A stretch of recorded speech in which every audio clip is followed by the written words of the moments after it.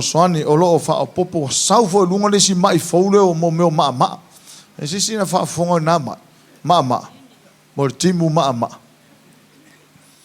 ole o mo ma mo o fele le tu yoso solo to tono to tongo tangata ia e lava se facilite le fo le po le mena fa ia le tu ia me o mai o ka ko ma ia me wa nga le nga mai le tu ma le alofa e le tu ia tatou o tatou ma ia por me wa le tali le tu tatou talo tatou fa pene ia ai le lava tatou to foi le fiong pa ia le tu o na o te lo to tele la to o lo fa pena no mai lungo o penga ta fai langi sa e se tasi mana onga sa o mai ana le la mai mai moto tu o le fatu o fa le tonu la le au o le fatu o tau waru mangofo i fo le se mai fatu i tau waru mangofo mangava o ka ngofo mangava ia ele e tau te tatalo le fiafi nei o te lole mai mai fatu ia tina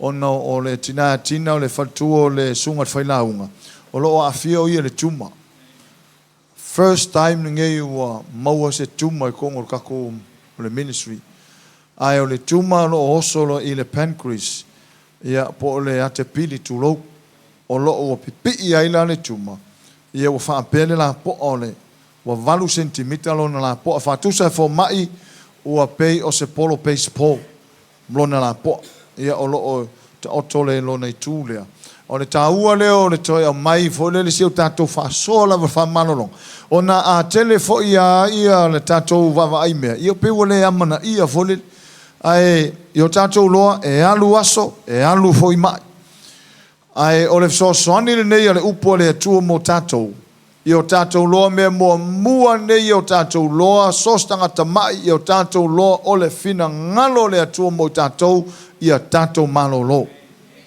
e leo le fina ngalo le tu mo tatou tau te mamai le sile vai ngata ua fi so sone tu ai mo le ainga o le tu mo so stangata lo mai mo mai e le pule le tu le loto tangata na paua le o mea e le pule le tu e pule le tu i mea uma a o le loto tangata e le pule le tu e pule alfa fi awi lo no loto a foi e kua e le mafaina vai mai le tu si mai le tu le atalu me le anga ia apa mai le tu loto li liu fa pe le ai e pule ata i te loto o le loto fuati ai fo le nei our free will e tau te fai tau te filifile me uma nei o le si foi la le me tau fa lama ona e ai tangata complain pe mama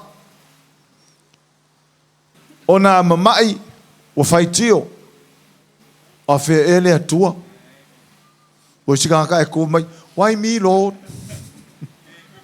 a ka on fesili pe why me lolo fesili me lolo fesili me so malie o nei va henga tau fa pena tu te mamala mai ai le pe o tatu fa so fa penei ia mata toa nga i tonu la fiong pa ia le tua ai ni o fesili me tau mai ia le la tali la fiong pa ia le tua ona to tele io ngase e o mai ngase ua foi mai fo fa tau la hitu ia ona ola wala le tala e fai pe e fo linga mai lo tato wa tua e fo linga mai o se reserve. Our God is like a reserve. Ala kulole la vea, la kule pest la vea, la kule pest la vea fa pero a me ka kule o kuyele tua pe. A me le mais ka mangale pe alanka alo. Ka fa pe ngal ma fo tanga tele tua ai ola so sani ni mo a fai fo le te la mai mo mai o ngai ke malosi. A o le aso so fai o le mai. A le wa e learn le fia filnge. Amen. O le mai me mua yo tatou lo le fina ngalo le tua tau te ma lo. That's the will of God. For He is willing to heal. O lo yelo na loto atoe fa malo lo tatou. Melo na lua. Ele I faya ele atua le mai. Sickness is not from God. It's from the devil. O te Apollo, o te fia taratala no whapea. O te Apollo mana au, e la tau te whaita wina la tau te loa, se whaupunga la tarata mai whapea, o le tia polo, e malama mai, loa le leo tia polo tātou, o tātou mea la e whai e loa tia polo, a o tātou, tau te lei loa tia polo, e lewa ai o tātou matai e loa, our physical eyes, we cannot see devils or demons by our natural eyes. So e lewa ai la matai e lua o tātou whale tino i le tia polo, a o le tia polo e mata le lei mai a tātou. La ata tia polo whapea ia la uahalu le aso susu. Ia la uahalu la ia wawai o maualo o vango le a oso whai ai. Mea ngā lenga pneumonia iska ngaka. Pneumonia iska ngaka maual mai a. Ona o lai mata mai tia polo ia tātou. O le si vaenga tā ua nei. Ona tō telo tangata. Whafonga o mamaya o ngā mo tātou uma. Tō telo tangata e taimi o lona malosi oka. Malosi o kamare ula.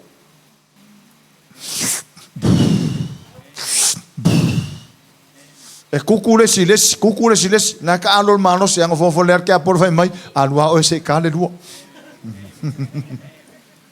Faya o se ka lua, e lolor ke apolo vai o ka ko antibiotics o vai o ka ko red blood cells, ma white blood cells, wo nga ko mako mer ke apolo o lo kai mile.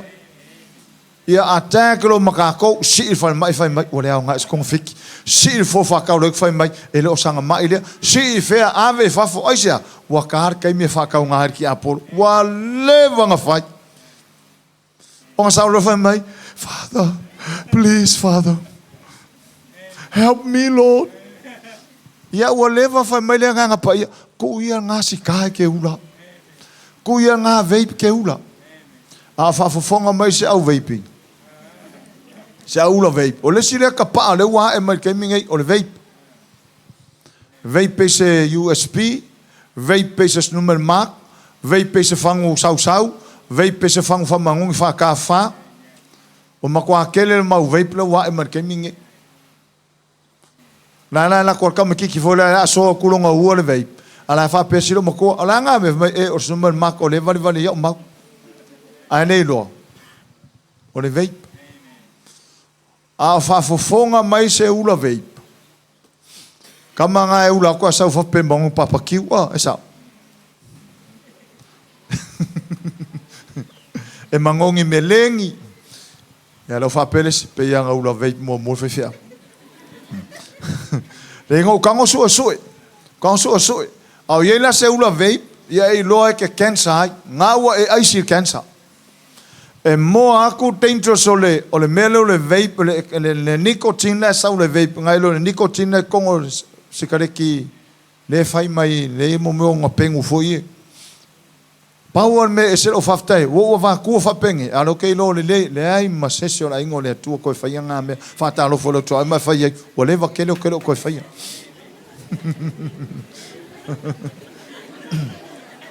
Mo ia se a o kele o koe whaia. Ona tutupu mai leo mai, o lisika ngaka, o isi me ia sawe mai, leo a mata tu whape nei. O isi me ia ma mai tangata o fia ingu awa Samoa. Fia re pia. I'm very serious tonight. Fia pia. Ba sika ngaka ingu pia, sika ngaka ingu awa, sika ngaka ula kapa Samoa, ula kipi. Kelo kupuranga la haiki leie. E aka mai waka ka waru le ako. Fai ngar kipi ma mole av Samoa. Taimi o tū pulanga o lai fia mata ata lai papa ele leo la tū o loa a ua wha le angar kamangingi inanga. O mea ia e to tupu mai ai mai. Leo utala no atu whape nei ono lo mata mailti Apollo. Leo utala no atu whape nei ona ele aise mai saufua. O le mai ele I whaia le atua. Ke nese mta mua whaia le atua. On whetalai atu leo le atua maamalama. Ia o le ese o vai mea umalava. Mai la so mua na so lima ele whaia le cancer, leukemia, mai whaku, mai sela, mai se mau mai vai, mai mangava. O alava koe ngā mai ke mongi. Hallelujah. Le ai ma se mai nga fai le atua. Ia o ina la tātou whanau le atua. Ai a fai o whafafonga mai stangata mai le whiawhi nei. Ia o le pōne nei ta waina e whama vairo mai. Hallelujah. Pōne ngei ka wainga e manos. Na leo o tala noa, leo whatatira tātou serious ne o le unity. A leo o tala noa tu whapere whamalolonga. O no telo, e eita ngata ia mana o mir whamalolonga. Amen. Hallelujah. E ila le fisile taunto e whamanato ia i tātou, how to keep your healing. Tangata ia malolo e whape feo na whawau pelo malolonga. Wa istangata malolo a ke fuko i mamai. Wa istangata whapena e malolosi a kei a koe mamai. O isi foi tangata e fesiri pe whawhenga malolo. O le mea numera tasi ale nei e mantu wamana o mea le atua le whamalolonga. O lou I oe e whamalolo oe le atua. O lou I oe iai. O lou tani tonu iai. Lo fatua tua iai, your faith. Ia. Ma taio mata poe valu. Le la mata na tu tātou tusi. Ma taio mata poe valu, fai upu e se furu ma le fitu. O kale maa ngai o ngai maunge. Ia uma ia le nai vahenga ia mai le fionga le atua. Ua tatau ina maua so tātou malolonga mo tātou ia mamai. Hallelujah. O istangata e vini mai wha mole pasta mana o mia sau wha malolonga mo taita. Whai atu marielo loto ele o sau wha malolonga. O le wha malolonga le upua le atua. O le wha malolonga le atua. Nisi fo tangata e le taritonu wha malolonga. Ai awane I ngalo le tangata. O le tau te laulangi nei, e tau te mamai o so fai soro tātou e mai. O le se vele vā o maa losi ae o le pō moe ala markai au o kifa soro le alu o ngiva o mai. So iei lava o so fai inga le mai o so fai e tātou. Ai awane ngalo o lo I e la fionga le atua le fō. Ma tai o matau po e valu. Me mua le no tau no tuai o le fina ngalo le atua mo tātou te malolo. E fina ngalo nao le atua. Ai si sila le fai upu e mua. Ia ne la utango e faita watu. Fai fai mua. Ua mali uifo ia le maunga o na muli mai ei lea ia teia. Se fai atu la utanga le fai ua wile le faita uni o la fionga le atua. O mau ia te faita uina mai la fionga pa ia le atua. E confirm mai pe faa mao ni ai. Mea ia e fina ngalo ai le atua mos tangata. O a lava tua I ngā mai ese. O le winga la faita wina o fionga pa ia le atua. E tupu ailu tātou taritonu. O mea ia tu tupu le fionga le atua. E ta tau fo o tupu ia tātou temi nei. Ia wha wina la fionga le atua. O mali wifo ia le maunga o na muri mai ei lea ia te io moto tangata e tō tele. Lua. Wha auta fo I wa saule le pela wai fo mai a te io wha pe mai lea le ie. A e fina ngalo iai. So le saule le pela whai a Yesu. A so fingalo. Ai fingalo ia fa mano loka ika. Kusa la fisile le pela pe fa mata la le loto Yesu pe loto ia Yesu pe le ai. Mai le ali ia a e fina ngalo ia e te mafai la von fa mama ia tia. Foi po tonu. Ona apa tu le Yesu lo na au pa yatu ia te ia. Wa fa pe atu o te loto ia. Ska mai fasile nganga o te loto ia. Hallelujah. Ma nei ia le lau faita wina fa pertania le mai le verse le New Living Translation. Fa mai le fesilia tangata lea. Mai if you are willing, you can heal me and make me clean. If you are willing. Mai lo tali Yesu nei ia fa pertania. Jesus reached out and touched him and said, I am willing. Be healed. I am willing. O te loto iai. O loto lea. O te manao iai. Lesi verse leo o le ERV o lo whape mai. Whai mai Yesu. O te manao iai. I want you to be healed. So le fina ngalo lau Yesu mos tangata mai. Manao Yesu malolo. Wa lava le whateita inga lea. E tau mai iai sos tangata mai. E manao Yesu e malolo. Me fole o pele upole tu fa mamlama lungo penga ta failangi o yestanga ta mamai fa mole o le memo mua le tau el ma fa o tangata Samoa mai o le avel fai pele e toto ia ila na pele ia fa mata ia ta mai neifi ia memo ia ona la ngutu wa kele nga fo ia ma vili tu spaia ia ma fai foianga anga me pelo. Hallelujah. Share tato le upole tu le fiafine share lungo la Facebook tato inga mai share ia kau ngesfa kau na iku ia kau ngese fo ke mongi. Hallelujah. Ia tato loele le me na avio tato mai I fote moni. Hallelujah. For mail fa pertania I am willing be healed. Ela le lenga muri fai mai and instantly the leprosy disappeared. Kusa wa disappear wa vavenga lu esele mai ngai ona ole ua loto yai Yesu. Mostanga tamaila ia eiloa e loto Yesu te mano lo. Fina ngalu Yesu te mano lo. E alang kau folele kau confused tanga tona lai mafau fau. Le ai fina ngalo ai Yesu ai foi sufisile follow mai to ala ela me mama ya isi mama ya fai fingalo Yesu ya mele ku lo lunga mau.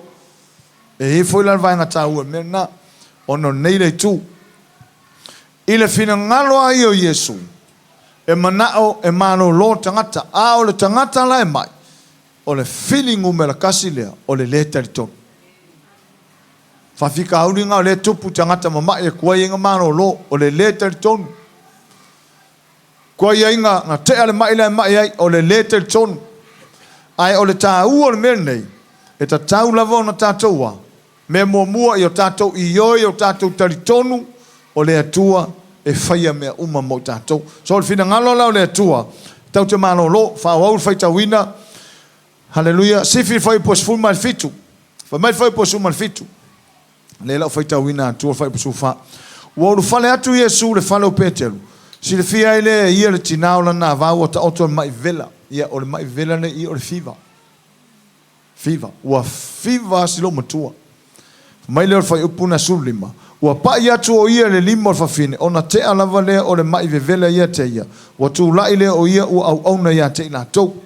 Wa o lea fiafi o na la tau au mai lea ia te ia o tangata e tau tele wa uru tino ina e te moni. Ona ia tu lia lea o nganga ile upu lava o fa malolo ina fo ie o ia e ia o ila tau uma na mamai. O le fina ngalo le atua mo tangata mai ia mano lo. Ele manao le atua te mai ai pea. Ai e iai le vaenga e te tau ona mate tuina e au le mai. Ia matua io iai lo uloto. E whaingo fia I le atua mea uma. Whate tainga. E teimi te te ruatu fo mai e whaimoi fo mai. Ua lea o ngā. Pe ka ume ua lea o ngā se tonga fiti lo fat. Ia ka ngofolo I ngā maramangava ufa popo koe le si mai. Pe fa pe mai fo mai wa le a nga stong fiti a wa pala le si kuolo mama ia fa popo mai nga mai ke lo o li pote fa mai fa popo mai ele ave sel mai fa popo mai mai so manga mio tatua mana mio tatu tonu ile upo le tua pe fa mai ar fo mai mana tua tanto tamale na tu ile sante nei hallelujah tamale na fa ma toto ni usila fa mamalo toto listo inga fa ma ele fa male ave uta fole tai fietu la tui fanta milo tot ai se to inga fa ma te tonunga fo mai se tau tostoso toilo no ola langa wa fa le tonu tele u le ima se me on to tonga to ni le ala le afer wa itu malo la u wa lu tutuilo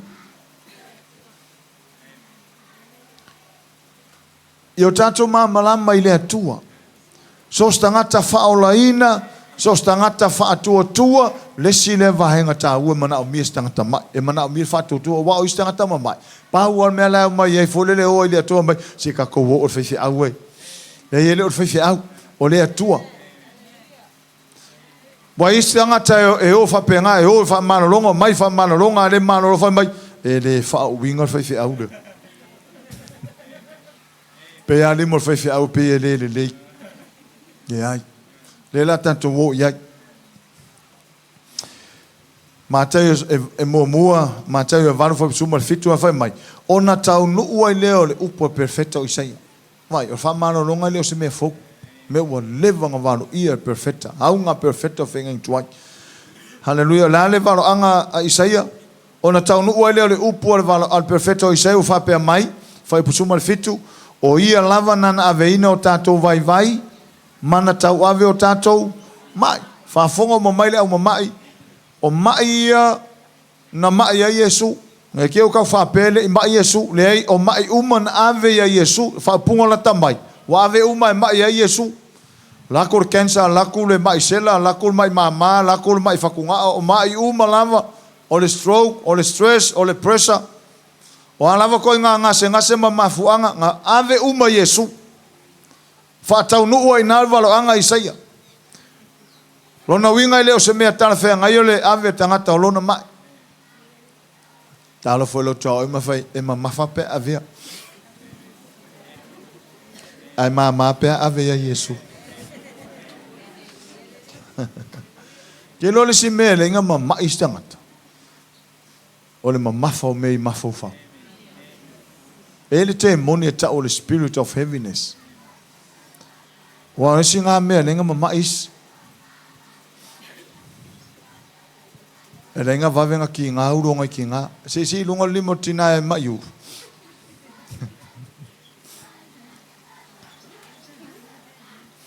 Pressure. Stress. No money. Wale si ngā me whaakupu mai kele. Ke whanau akupe o kau ngingiva e fore lou. Pea kanga kola wako mangi fi wale ima se mea ko ri sikira ye.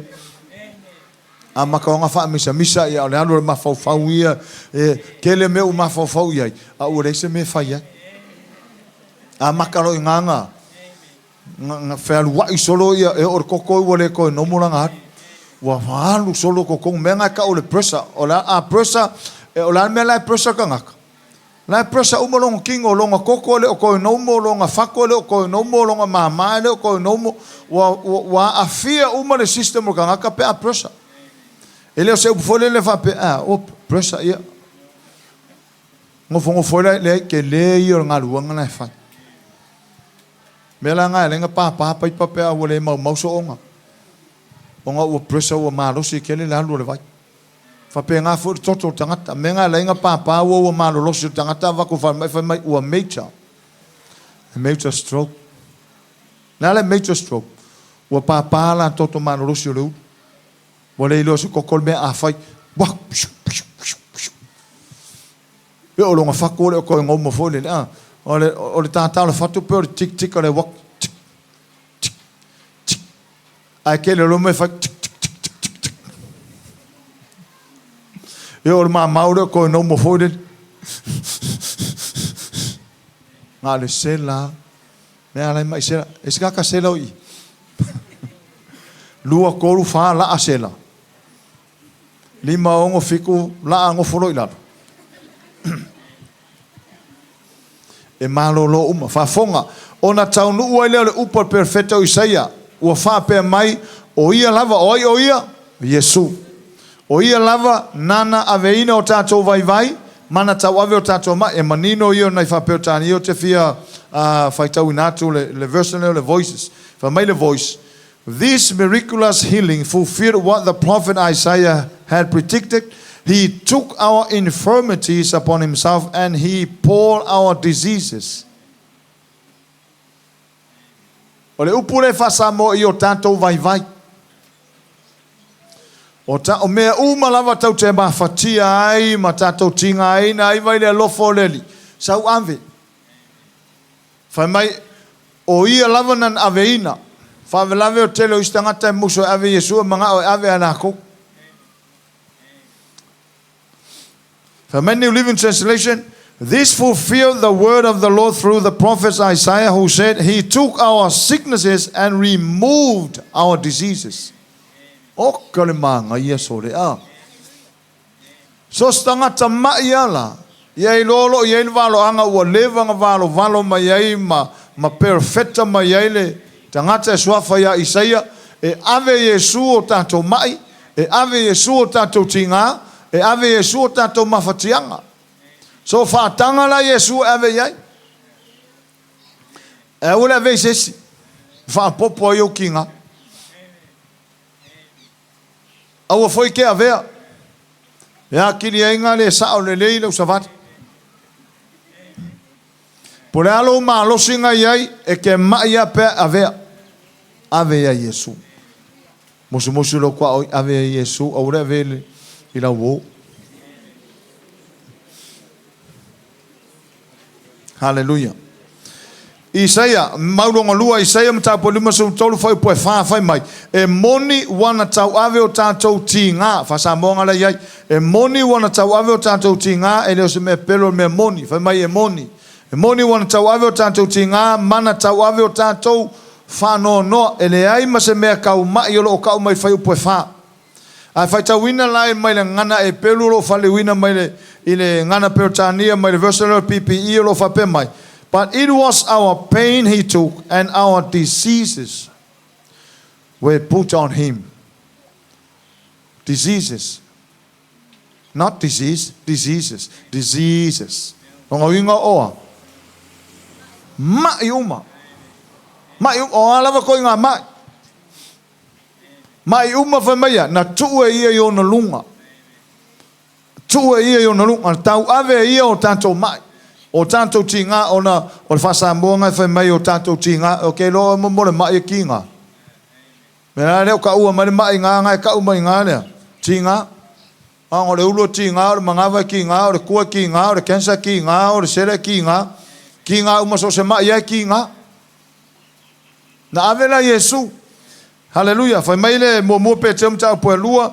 O le na mo pe te umta po lua whai po lusu marwha.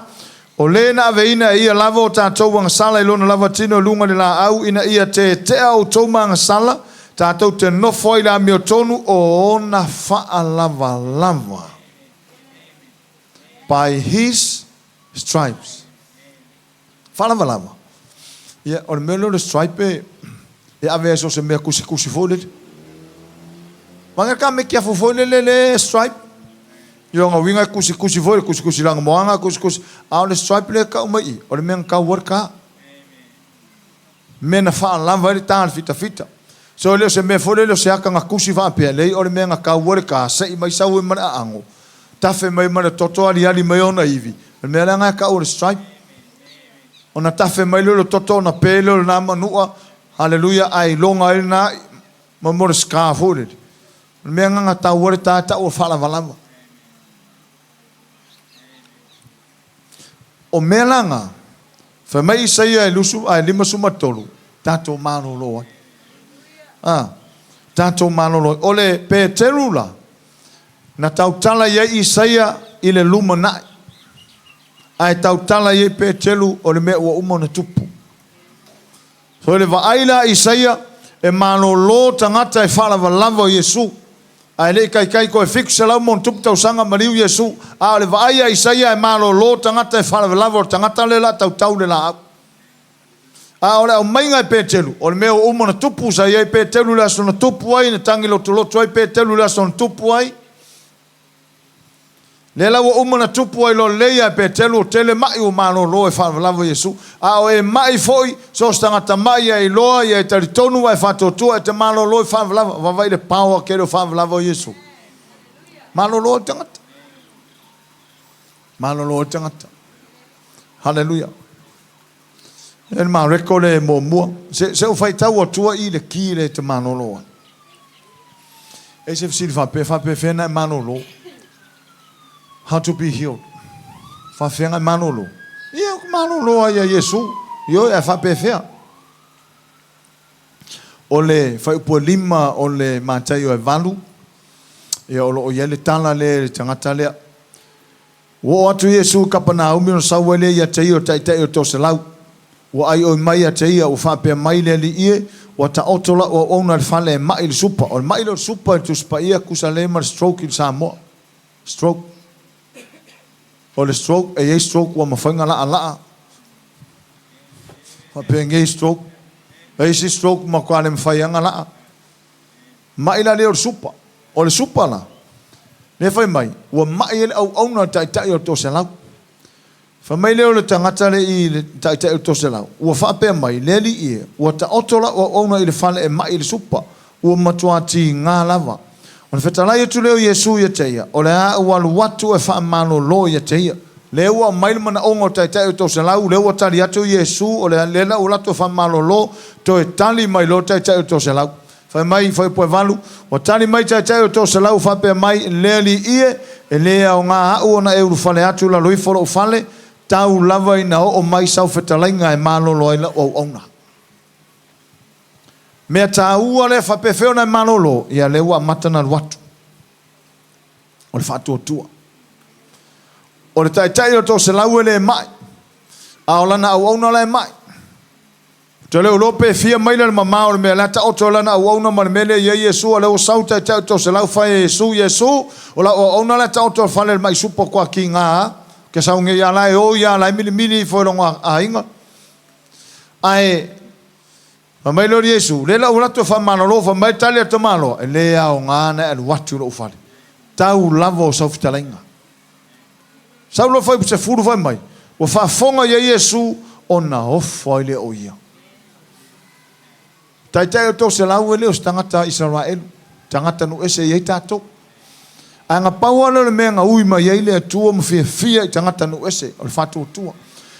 Mo tele o tangata le muri wha mai Yesu, whafonga iei Yesu o na ofo e leo whape atu fo iei o muri mai, e moni o te whai atu ia te o tau, o tele I loia Israelu lava se whātua tua e whapea o na tele. I le waaia Yesu ia Israelu, le ima se whaakua kua se kanka Israelu, e ku kusa marka māloare.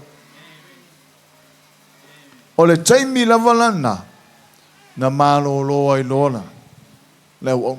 Ma ngai fai sukas, o te whai atu fo ia te o tau o tele mai sai masifo ta oto ai fatasi ma pero amo mai sa ako mai a kopol malo le langi, a tangata o malo tulia la tol poli uli fafo e tau whai tangi a wema lili wa unifo. Te lo le sile vai nga ta ua lava ta ua mo tātou la ingo le tua. Whape whio tātou manolo, me mua ia peilu tātou whātou tua ta manole. Ma tō ta manole le ma. O inga atu se ngangana la talata mai. O le au si mai. E se au si mai oi. Ke wako peko o kere au si mai. Ka manole si mai. Ele mai tai o tō se lau, ai mai lana au auna. Ele o saula ni tai o tō se lau, ma ave langa mai le ave a Yesu. Anga o ia lai sau e mana o mia Yesu la ko wha malo lo mai. Le lau o tani Yesu le le ia to whai mai malestala tu malo. Le ai le o ngana e latu lo whane. Whafonga mai le ka le sia Yesu e o ngā ma mo tātou langa I kai me le loko whai whiaura ke mai. Ai au ngā re whātua tua le mo tātou uma. Hallelujah. Ina ia oinge I mai vape vili pasta. Vili pasta. Aquele o vili mai pasta lá o aru sila pasta. Ia pe fa peru sila, fa ko fo. Ora ta o fa tuo. E que a pai fa o ia menga ki nga tu ia lo ao ile suafo Yesu. Sa kangi ke mama lamba eu confike ro se mola ulu. Ese mola ulu. Pe fa pera ki ngalu. Ese mora ulu. Ne kumura a kupe. Pea wha peo mea la ki ngai le ulores. My wallet is full. Ma ngai o ngā confession a. Kau kua ula wako lunga. La ki kilo marki aporo e ke makamaka la osu wha iyo ele ima se mea wako. A la wa e confess for mai lele mai pai mai lo whatu tua. My back is full. Tahua yon mele. O inga le o mai tai o tō se lau. Ai ua ofo Yesu le tai o tō se lau. Ona o lona whātou tua. Ma le tala Yesu le ai ma se Israelu e peilon whātou tua ta malole. Al mele ma ngai o ta malole no ese a tō telo Israelu le whātou tua. Tātou la, tātou tangata no ese. Ai a tātou whātua tua. E sau foi le tua e wha manolo. So le kira lea, ne te ua le manolo stangata whapea, ia o ngā ua le alofa mai le atua. Paulava karia ia ka ko whai kara iopu a whai karia e ngā o mele le wha whai mele ang. E ai, e leo whina ngalo nao le atua. Hallelujah.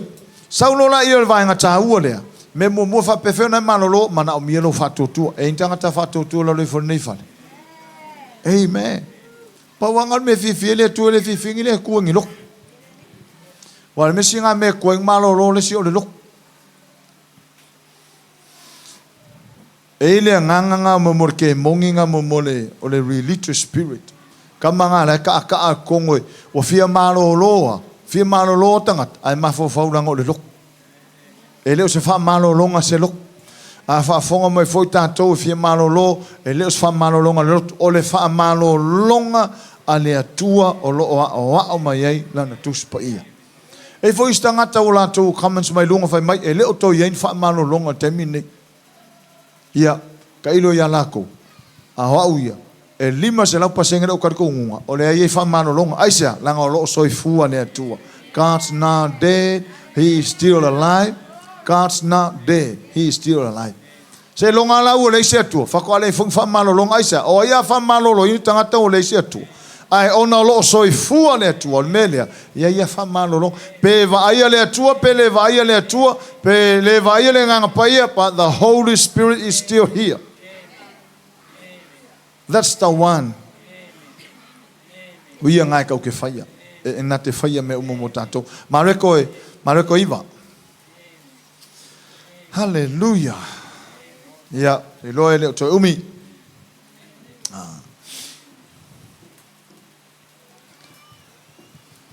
Mareko iwa ta ofe nā, ia e tātou wawa ai le pelu sumatasi. Pelu sumatasi, lo iai le mele fi whaso le fi finnei. Taulo to uma tātou whai poeono.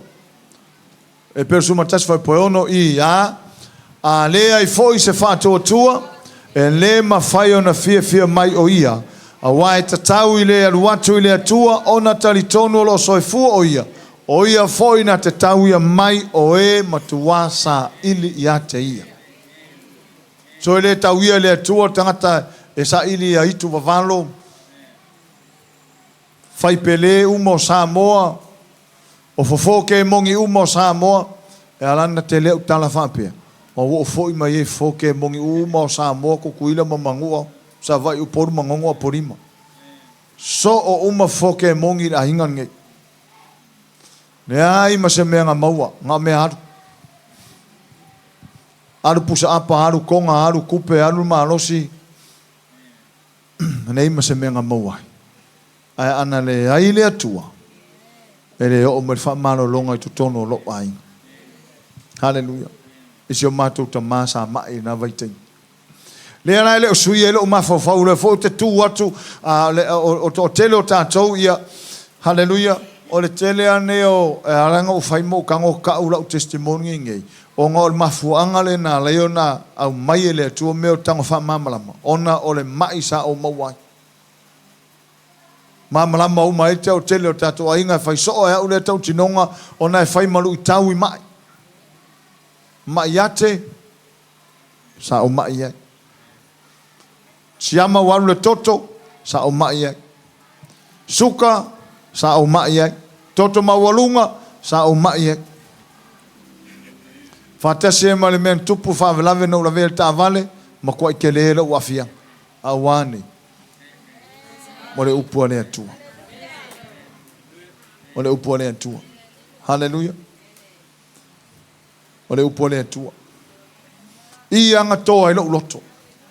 La ulu i foi le tinale sa uasia ne la ulu faku. A e koa na e vai leo le manuia o le atua. Hallelujah. O ino wola ai, o le upua le atua. Ina ua fai mai fo mai, ua le a ngās tong fiti a oe, ai fai mai lo loto e iai tong fiti o le upua le atua. Tātou foi eo fai mai, ma fai mai fo mai, ia aua tau te complain fai mai, fo mai. La e tana no sao mea nei fo mai, la tong mamana mo le tong fiti, au te pole iai tong fiti, o le upua le atua. Hallelujah. Fai lo kwa oi, a lai lungo se fe le kong fiki. Lai lungo se fe kong fiki. Le kongo le pusa. Fai anga ka kia si me O le konga whiki a ka kia rau whare le o whai kaua.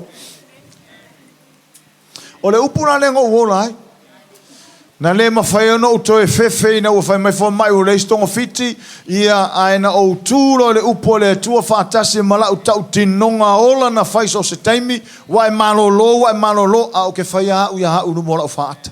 Ke kū rumola o whaaka. Wai malolo sua whai su la o ke kusia uro waka kumai kong. Kusa o whalonga tūro u loto o taimina. Makua i o koa. O ngā lau o mo whalongolongo atu. Man tō tātou uma e mamailo. Kau whia whalongolongo. O la skala mai ane si singa fō mai ange. E whai mai lor fō mai. Ia lau le leia me uma ka whalongoloko loko pe mo kua i whea i so loko o kongo i ko kongo i te whia male ori ori. E whai mai lo. O le kalangai fō mai aka o koe oki aku ufo i oki. Le alan mea kupu. Ia makua ka whalongo makua ka vau ar fō mai kei mingo. Ai mangai o tātou whalangolango i fō mai. A o le kile e tau te iloa ai e malolo i tātou. O le wha tua. O la o wha tusa le la whai atu umai loa. A wha tusa le la whai atu umai loa. Le la asu la tusi le mareko iwa. Hallelujah. Ia, ona whai atu le la utana wha tusa le wha tua. Wai tele tangata wha tua la ngamir wha tua. Whai ngō fia o la o wha mamanga nei.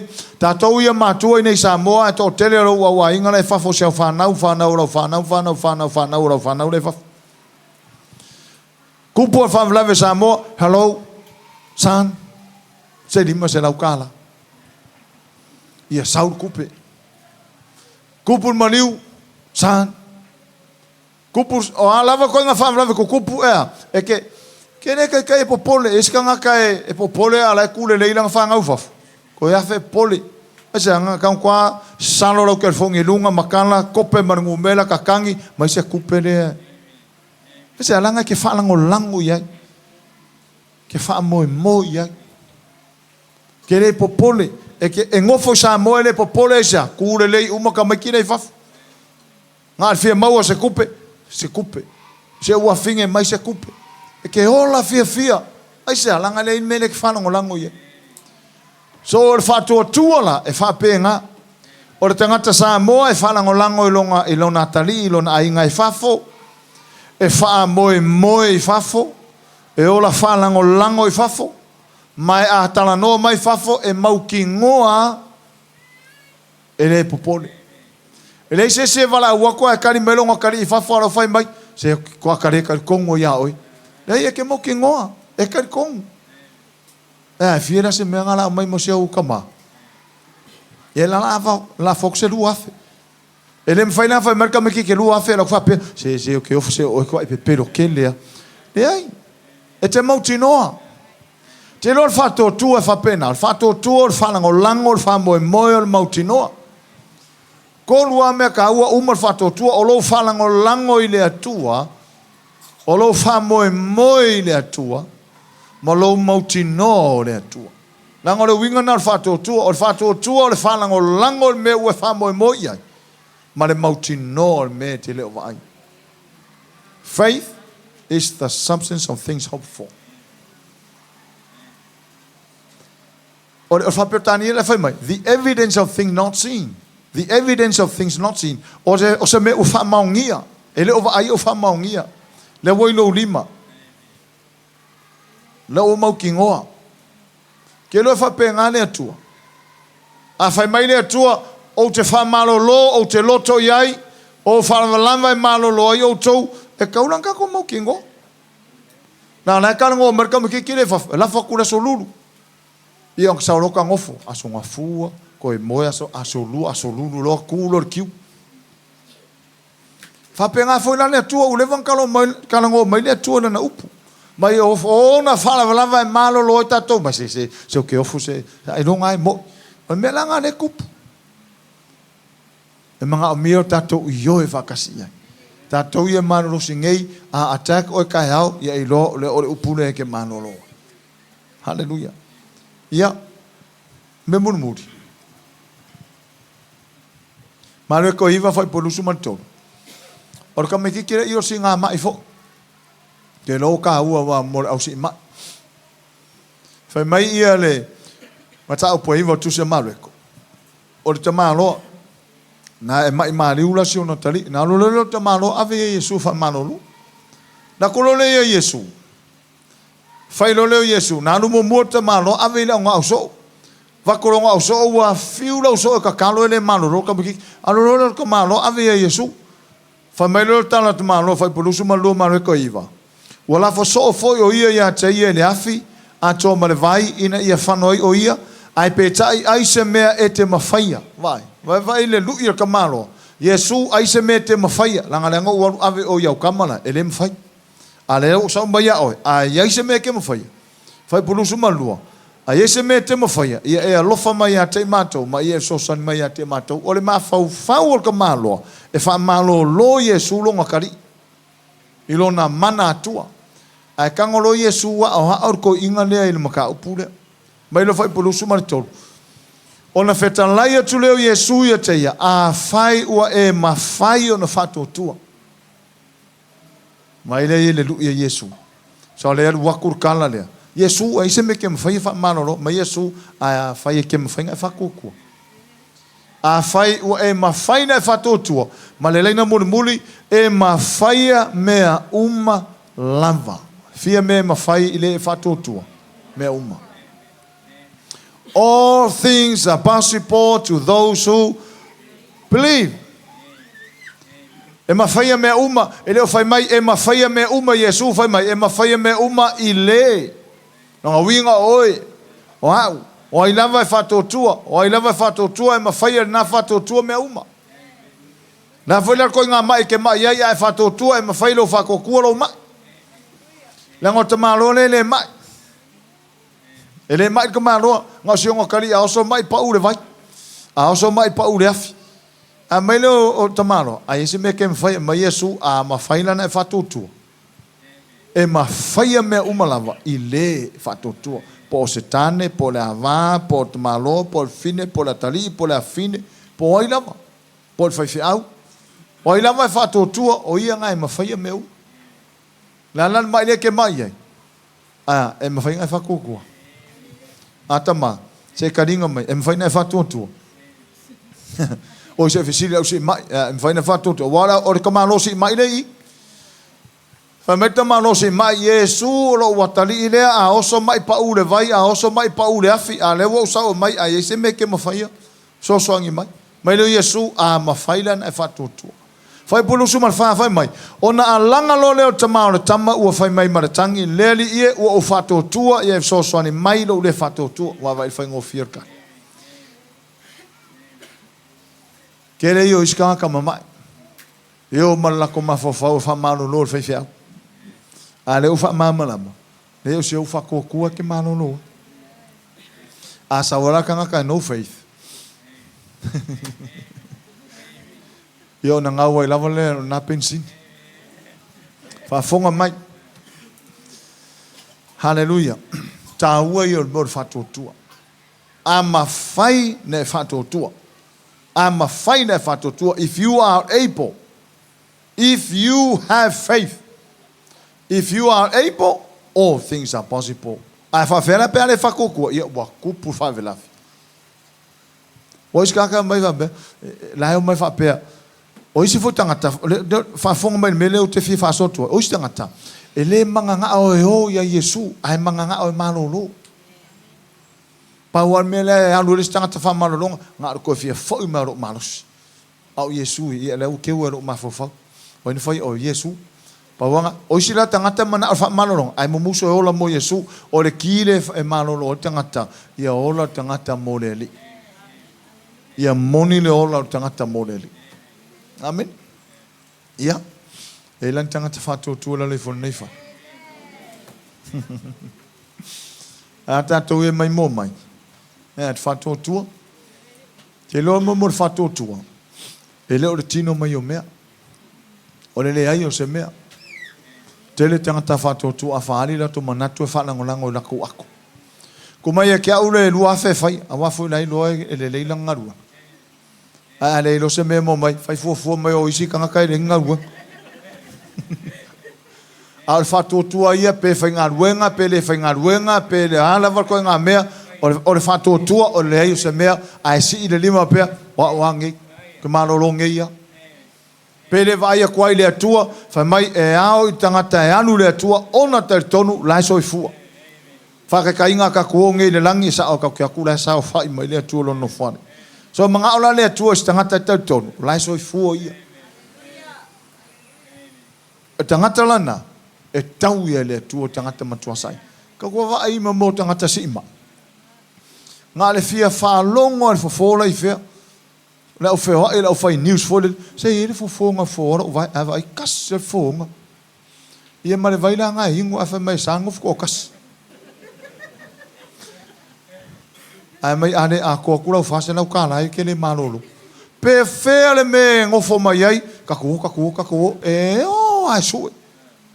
Anai ko kongo le whale. Le fōma. Mai whesile tamai te rao ngā sā. Po whea e o iai le atua. Alai me o malawa lai o al mena ke ngofo iai le atua. Le tono o le atua. Amen. So le atua la ngai kongo oi. Hallelujah. So le wha malolonga la. Mai le upua le atua. Vai le wha malolo ha ue le atua. So wha alonga kunga pe o koe lufu lulua lo malos. Ko ha o koe malos ya pe o koe lufu lulua. Alo ke rufu fa ke mi.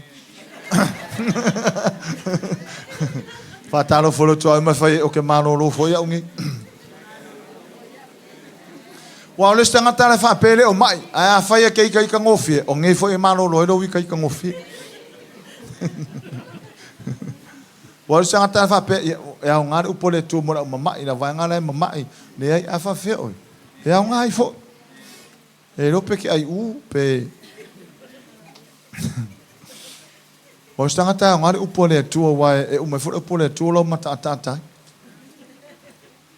ya vai ngau manga yo malo lo fo stangata malo lo lo wita so malo lo wita ngofie malo lo mama u me ese ka malo lo upole tua ya me e fia friends ai skangaka wa skangaka mo kwa musu aku wa lo fa sa ai kofa ai ape aku ai mano ka fero I vasole kasi nga me o ka fung fa malo roina te o tangata mo mo al fa sa o le fia fa karongoses ia mare melo le loto e aka mai a o ko kongo mo ku fa de kongo ka fung malo lo fo le loko ngare upo le tua o ve aka mai fa fo hallelujah praise o amai o ui ka lo fa a ko kongo e malolo fo le upo le atua e le nga o kanga ka mama ila malolo aso stangata ini la ngona fa penga mangi a muinga fa penga e ponga ke mai fa fetai le atua e le o kele keni kanga ka fa penga fa talo fo le to ma fa ai e le inka ka fa penga I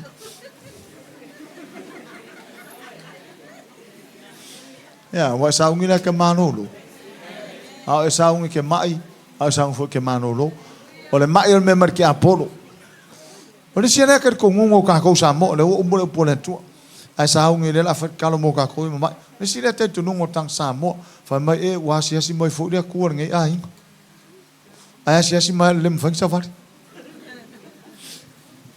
a ko o se le so ngai ai se va ai ia o sa lo ki apolo so failo ia ping ia ka kia fa mai lo mal fo e sa o wa sia si mai le tu ngai ai ne lo ki apolo langa reader ki apolo ka ko mafo fa mole le asia si mai se tu a lo fa se ma ele fai le songa le ku se mai stangat le o le tua o le lo fa lava ia he is loving God o io le lo fa hallelujah ta to fo ia le la va tu lo fo tuanga nei me si uta tu tala no fa fo fonga mo mai la ingo le tua martino ke riso a o stangata fie ta o mafa me so malie sala mo ngai a o stangata fia e te tau mafa me ona ia wa iloa tau ana iloa take care of yourself o le fautuanga la wa vatu mala fionga le tuaisa langa o le endo menga o le mai na ka alo ale si molongo mangako ma losia ia fast food loka usanga ai fio ka vala u fa ku ngo le mfai o va vai tu le sia so I fa matoto ngai kama ki kala voa se furu limba se furu valu ka usanga Fa matoto. Lan mafuang. O me ai. Au le stangata e alu ai lava. Ki ngā whakurenga pa ia. Enough. Amai, se koe asuang e ale.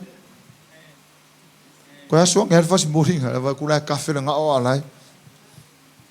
Whafonga mai e le au ia lau puata ma whai ngā. Nene au ia matapia le mana ia. Ai ole le sona tā ua nei mo tātou. Tau mafa melo lolo, tau sami melo lolo, tau mafa me sumalie, o a lava toi ngā me ese o le awa Samoa, si ka leki, vape, o a lava koi ngā me kei loe, maluanga, o a lava koi ngā mea, o loo makua whakarikani maila o li ie kuako kako, lau ke sa poa le lei kako, kemi kau ke vai vai ai. A ua learn mai maa o inga kako le upo le tua, whaaso suru aku le mamalama, hallelujah, tato wola mo le lii, e wa riska fa mai vai nga ke ola mole ri nga ke mai awa fo ele o tausi mea ai ma ko anga e tausi so fu maloloina mai faku mai kensa o ka se mau mai es ma fu mai mea ya mo ta tau ye mama ai ma no si lo ngai salam moro